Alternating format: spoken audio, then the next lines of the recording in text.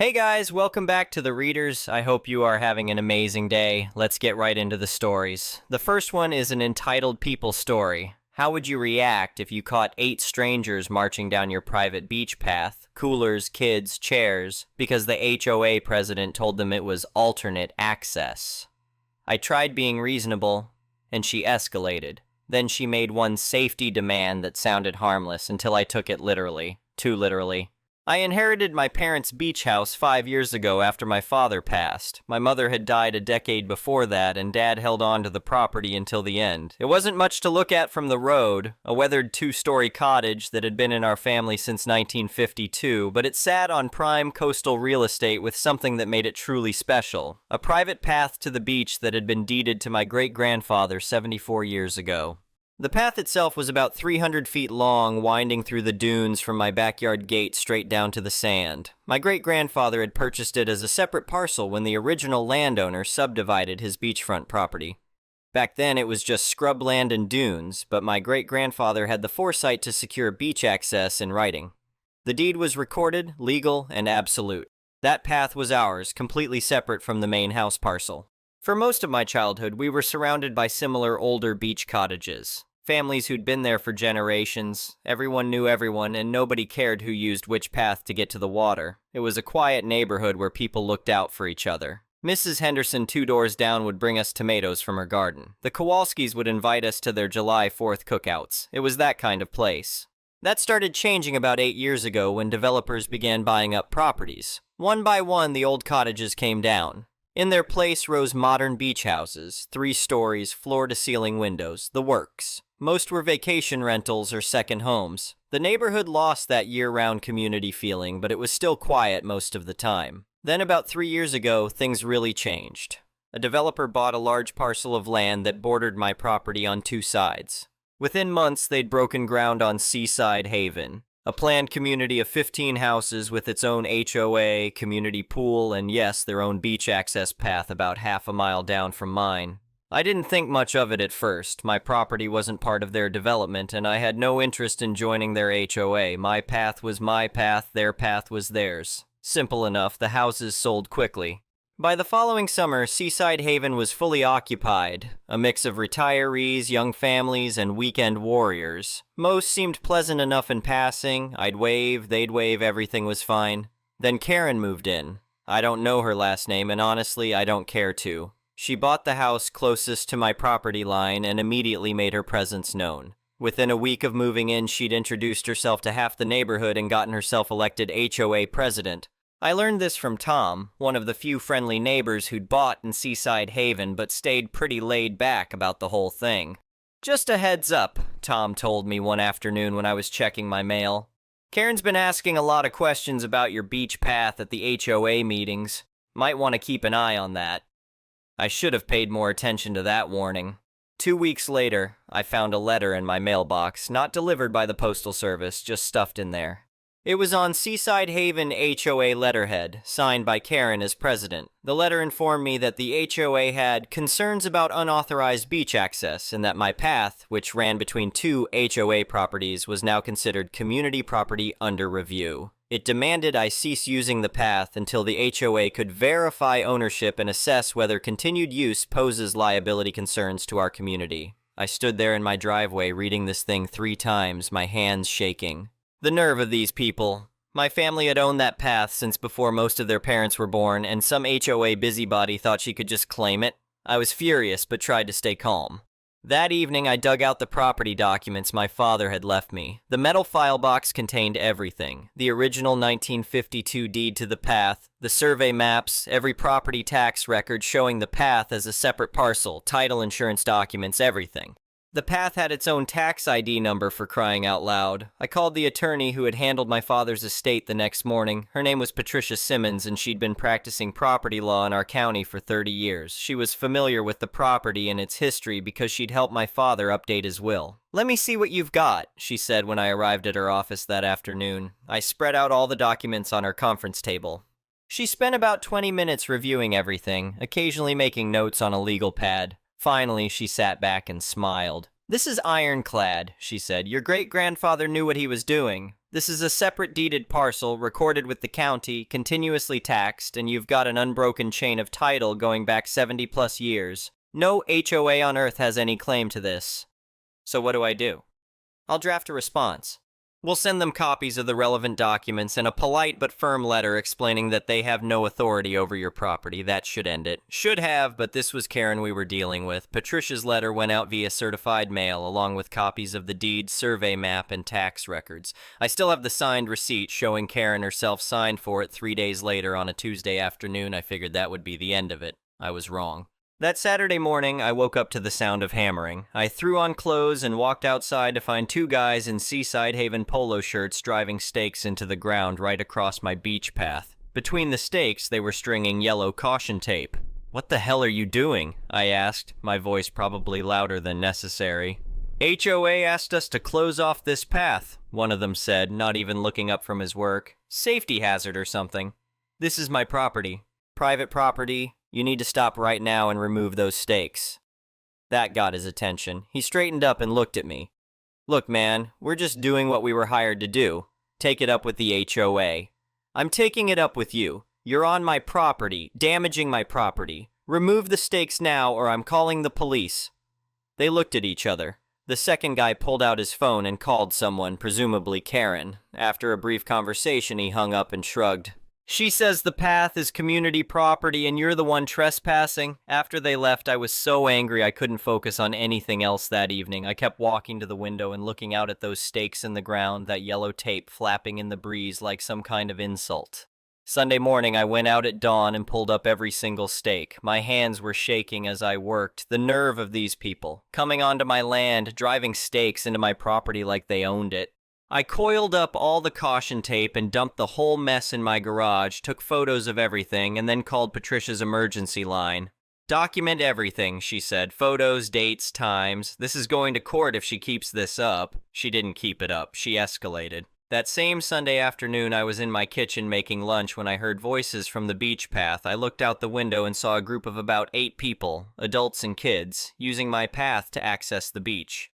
They had coolers, beach chairs, the works. They were setting up camp right at the end of my path where it opened onto the sand. I walked out to talk to them. "Excuse me, folks, but this is a private path. You'll need to use the HOA access down that way." I pointed south toward the Seaside Haven entrance. A woman in a wide-brimmed hat looked up at me with this confused expression. "Karen said we could use this path. She's the HOA president. She told everyone at the pool yesterday that this was alternate access to avoid crowds." I felt my blood pressure rising. "Karen doesn't have any authority over this path. It's my private property, and she knows it. I'm sorry you were given bad information, but you need to leave." They packed up, grumbling the whole time, and I immediately called the police non-emergency line. I explained the situation, mentioned the previous day's staking incident, and asked if an officer could come out and take a report for trespassing. The police showed up about an hour and a half later. By then the group was long gone, but I showed the officers my property documents anyway. The responding officer took a report and made a note of the ongoing HOA dispute. "Best advice I can give you is to post clear signage," he said. "If people are being told by their HOA that they can use this path, they might not know they're trespassing. Make it obvious." That's when I called Karen directly. I'd gotten her number from Tom. The conversation did not go well. "Hi, Karen, this is your neighbor with the beach path." "Oh, I know who you are," she interrupted. "You're the one who removed our safety barriers." "Your safety barriers were on my property without permission. That's called vandalism." The HOA has a responsibility to ensure safe beach access for our community. Your community has its own beach access. Mine is private property. You received the deed and documentation. You know this. Those documents are old and may not reflect current coastal access laws. We have rights to beach access. You have rights to your beach access, not mine. I'm calling to tell you that I've filed a police report for trespassing. If you direct any more of your residents onto my property, I'll pursue charges. Is that a threat? It's a promise. Stay off my property and tell your residents to stay off my property. She hung up on me. Monday morning, I received another letter. This time actually mailed. Same HOA letterhead, same Karen signature. This letter was different, though. Instead of demands, it was phrased as requirements for properties adjacent to HOA common areas. It stated that any property with beach access must have appropriate safety barriers, adequate lighting for nighttime safety, clearly marked private property signage, and secure access controls to prevent unauthorized use. The letter went on to say that while they acknowledged my property was not part of the HOA, these were reasonable safety requirements that I needed to implement for the protection of HOA residents who might accidentally wander onto the property. It concluded by saying if I didn't implement these safety measures within 60 days, they would file complaints with the county about my unsafe beach access, creating a liability risk to the community. I called Patricia immediately and read her the letter. "It's nonsense," she said. "They have no authority to require anything of you. Your property, your rules." "Yeah, but..." An idea was forming. "Patricia, what if I just do exactly what they're asking for?" There was a pause. Then she started laughing. "Oh, that's good! That's very good! They want safety barriers, lighting, signage, and access controls?" "Appropriate safety barriers," I corrected. "It doesn't specify what kind." "I love it. Do it. Document everything. Save that letter. It's proof they demanded these measures." So I decided to give them exactly what they demanded: appropriate safety barriers, adequate lighting, clearly marked signage, and secure access controls. I started with the signage. I ordered custom metal signs, the professional kind that don't fade or fall apart. Big, bold lettering. Private property. No trespassing. Trespassers will be prosecuted to the fullest extent of the law. I had 4 made and mounted them at intervals along the path. 1 at my backyard gate, 2 along the path itself, and 1 at the beach entrance. You couldn't miss them. Then I contacted a fencing company. I explained what I needed. A 6-foot privacy fence running along both sides of my beach path, 300 feet long, professionally installed with proper permits. The owner came out for a consultation the next day. "It's going to be expensive," he warned me. "That's a lot of fencing through dunes, and we'll need to do it right so it doesn't blow over in a storm. Foundation posts every 8 feet, pressure-treated lumber, the works. Probably somewhere around $7,000 or $8,000. "Do it," I said. "I also want motion sensor lights installed along the path, battery-powered solar lights, 3 of them, and I need a gate with a lock at the backyard entrance." "We can do the fence and gate," he said. "You'll want an electrician for the lights." "Fine. When can you start?" "We'll need to pull permits first and get the survey markers confirmed. That'll take a couple weeks. Then probably a week to 10 days for installation, depending on weather." "Perfect." While waiting for permits, I had the lighting installed. I found solar-powered motion sensor lights designed for coastal environments, the kind that can handle salt air and wind. Had 3 of them mounted on poles along the fence line. Anytime anyone came within 15 feet of that path at night, those suckers lit up bright as day. I also set up a camera system. 2 cameras, 1 covering the gate entrance from my yard, 1 pointed down the length of the path. Wireless, cloud storage, motion detection. The whole setup cost me about $600, but was worth every penny for the documentation it would provide. 3 weeks after Karen's letter, the fencing company started work. It took them about a week and a half. They did good work too. Proper foundation, straight lines, professional grade everything. The fence ran along both property lines of the path, creating a corridor from my backyard straight to the beach. At the backyard entrance, they installed a solid 6-foot gate with a heavy-duty lock. I was the only one with a key. The whole project ended up costing me somewhere around $7,000 or $8,000 when everything was added up. Fence, gate, lights, cameras, signage, permits, installation, worth it. I documented everything. Every receipt, every permit, every photo of the installation process. I took pictures from every angle. I had proof that every element of my safety improvements was legal, permitted, and professionally installed. The day after the fence was completed, I drafted a letter to the HOA. Patricia helped me with the wording. "Dear Seaside Haven HOA, in response to your letter dated date, I have completed all requested safety improvements to my private beach access path. As you required, I have installed appropriate safety barriers, 6-foot privacy fence, adequate lighting, motion sensor solar lights, clearly marked signage posted at multiple locations, and secure access controls, locked gate. These improvements were made at considerable personal expense, $8,000 plus, solely due to your demands, as outlined in your letter. Please note that this completes all requirements specified in your correspondence. My private beach access path remains private property, and any future trespass will be prosecuted. Please ensure all Seaside Haven residents are informed that they must use the HOA's designated beach access and that my property is not available for their use. Enclosed are copies of all permits, survey maps, and property documentation for your records. Regards, my name. I sent this certified mail with copies of everything. The permits showing the work was legal, photos of the completed fence, copies of the original property deed, tax records, survey maps, the works. Basically, a big middle finger wrapped in legalese and documentation. Then I waited. It took about 3 days for the reaction to start. Tom called me first. "Dude, Karen is losing her mind at the HOA meeting right now," he said. He was laughing. "She's screaming about how you blocked the beach access and violated coastal access rights. Someone just pointed out that you were following her requirements in the letter she sent you. She turned purple." "Is she planning anything?" I asked. "Hard to say. Some people are on her side, but a lot of folks are pointing out that she created this mess. A few people are asking why the HOA was trying to claim someone else's property in the first place. It's getting heated." That was a Saturday. By Monday, I had another letter in my mailbox, hand-delivered again. This one wasn't from Karen, it was from the HOA's attorney. It was more formal, less aggressive. It acknowledged my property rights, but argued that the fence created a visual blight and that the coastal access laws might require me to provide an easement. It asked me to work with the HOA to find a reasonable compromise. Patricia laughed when I showed her. "They're backing down. This is face-saving language. They know they have no case, but Karen probably won't admit she screwed up, so they're trying to find a middle ground that lets everyone pretend this was reasonable."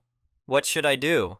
"Nothing. You don't owe them a response. Your property, your fence, all legal. If they want to sue, let them. They'll lose and waste their members' money in the process." I took her advice and didn't respond. Over the next few weeks, I started noticing more activity at the HOA's own beach access.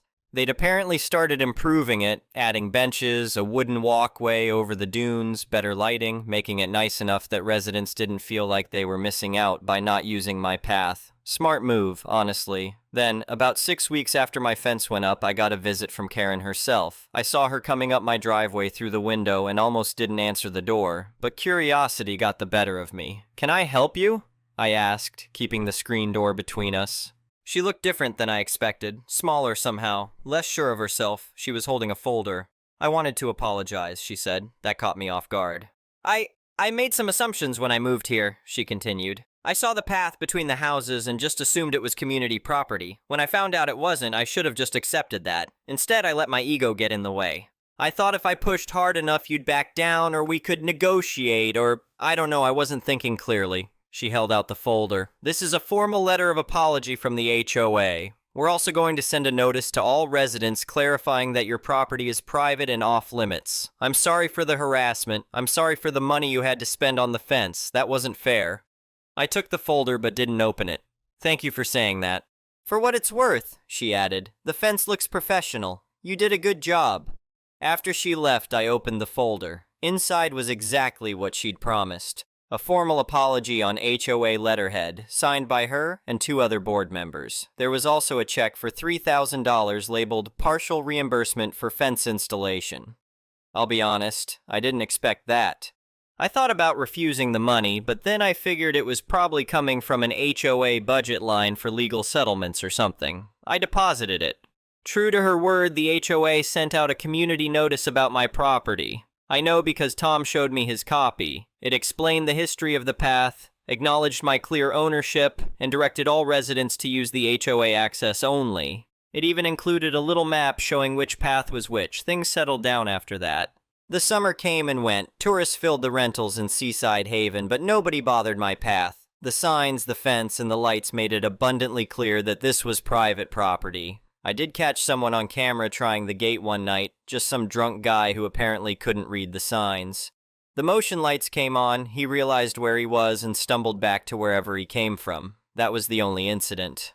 About a year after the fence went up, I heard through Tom that Karen had moved out. Apparently the whole thing had damaged her reputation in the community and she didn't run for re-election as HOA president. Someone else took over, a retired accountant who, by all accounts, was much more reasonable and less territorial. The new president actually introduced herself to me a few months later at the grocery store. Just wanted to say hello and assure you the HOA has no interest in revisiting the beach path issue, she said. That was handled poorly and we've all learned from it. I appreciated that. Here's the thing about HOAs. They can be great when they stick to their purpose, maintaining common areas, enforcing reasonable community standards, organizing neighborhood events. But they can turn toxic fast when you get someone in charge who thinks their authority extends beyond their actual jurisdiction. Karen wanted control over something that wasn't hers to control. When I didn't roll over, she escalated instead of reconsidering. And when she finally overplayed her hand by demanding I install safety measures, she gave me exactly the ammunition I needed to shut down her access attempts permanently. The best part? I can legitimately say I followed her requirements. She wanted safety barriers? Got 'em. Lighting? Check. Signage? Everywhere. Access controls? Locked gate. She just didn't anticipate that I'd implement those requirements in a way that completely blocked her residents from using the path she was trying to claim. My lawyer calls it malicious compliance, and I guess that's accurate. They demanded safety measures, I provided safety measures. Not my fault if those measures make it impossible for anyone but me to use the path. That's kind of the point of a locked gate on private property. These days I barely think about it. The fence is there, the lights work, the cameras record, and I have my private beach access exactly as my great-grandfather intended 74 years ago. On summer weekends, I can hear the HOA residents using their own beach access half a mile down. Kids playing, people laughing, music drifting through the dunes. That is fine, they have their space and I have mine. Every so often, Tom tells me some bit of HOA gossip. Someone's landscaping is too wild, someone else's paint color is wrong. The usual suburban drama. But my name does not come up anymore. I am just the neighbor with the private beach path, and everyone has accepted that. I still have all the documentation stored away, the original 1952 deed, the survey maps, the tax records, every HOA letter, every receipt from the fence installation, all of it. Patricia told me to keep the paper trail together in case anyone ever tried this again, so I did. It is all in a fireproof box in my home office, right next to my father's old files. Sometimes I pull out the original deed just to look at it. My great-grandfather's signature is still there at the bottom, along with the legal description and the county date stamp from 1952. He could not have known how valuable that foresight would become. Back then, it was just a narrow strip of scrubland through the dunes. Now it is private beach access in a neighborhood where people pay millions to be close to the water. Karen thought she could bully me into treating it like HOA property. When that failed, she demanded safety measures. So I gave her exactly what she asked for. Safety barriers, lighting, signage, cameras, secure access controls, a locked gate. She just did not realize those safety measures would make it impossible for her residents to use the path she was trying to claim. My father used to say property rights are only as strong as your willingness to defend them. I understand that now. The path is still mine. The HOA stays off it. The new neighbors wave, I wave back, and nobody has tried to argue with the gate. It cost me more than $8,000. Worth every penny. The next one is a malicious compliance story. As a military spouse, you find ways to keep yourself busy when your other half is deployed, especially when you are a submarine wife and you can go weeks, if not months, without any emails. During the pandemic, while we were living in base housing, I received a notice saying that I was not allowed to have my garden in pots. According to housing, everything had to be planted directly in the ground. For some background, we were originally supposed to move, but then COVID happened. I had started gardening before the pandemic, but once I found out we were not leaving anytime soon, I got more into it. At first, I just had some basil, oregano, and tomatoes growing in pots. Then I received a notice saying potted plants were not allowed. The reason I got petty was because housing loved sending notices for the smallest things. For example, I once got a notice because our air conditioning units were still in on October 1st, even though it was still in the mid-80s.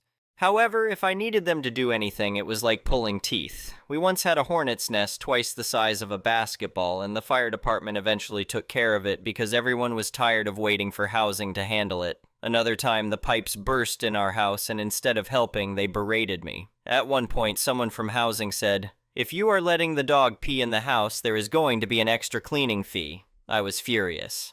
I know my response probably was not the best thing to say, but I snapped and said, 1, even if he did pee in the house today, that noise was loud and probably scared him. 2, I have seizures. There are probably more urine stains and blood in the carpet from me than from him. That almost made my husband laugh, even though an angry wife dealing with burst pipes is not exactly funny.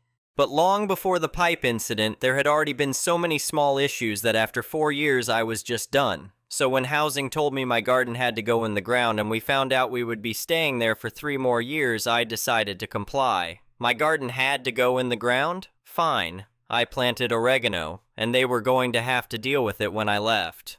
It has been 2 years since then, and I honestly would not be surprised if it has taken over half the front yard by now. Oregano can be very invasive, and it is very difficult to get rid of once it takes root. While I lived there, I was constantly going outside to grab little sprigs for cooking. I would not exactly call it pruning, but I was keeping it somewhat under control. When we moved out, though, I pulled up the little mini dividers that had been keeping it contained.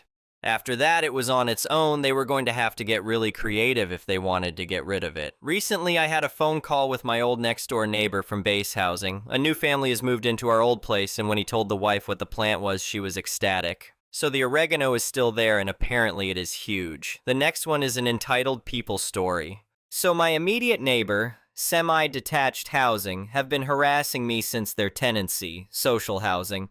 So like almost over 2 decades, cut to now where for over a year they made a habit of yelling "move" or yelling my young relative's name out loud, who we babysit every week, from their back garden. They are still doing this today despite reporting them to Peabody Housing, MedEngage, and my local MP. It's intimidating and ruins any sort of privacy like boundary I have with them. They recently smashed another neighbor's car where that particular family member of theirs is doing time in jail now for it. They also had a physical altercation with another neighbor. I posted about this online on a neighborhood app. This neighbor, having probably seen the post, comes outside and walks past our front door camera and makes a threat to me while making a derogatory comment about my gender. This was the only thing police could pursue from my direct reporting, but I declined as I am not the homeowner of the house and do not wish to bring retaliation to them despite the harassment being present. I have posted the CCTV of this via X or Twitter to the local MP, which got a tiny bit of traction but really nothing. I've had it confirmed they sell cocaine from their front door and use weed, the smell.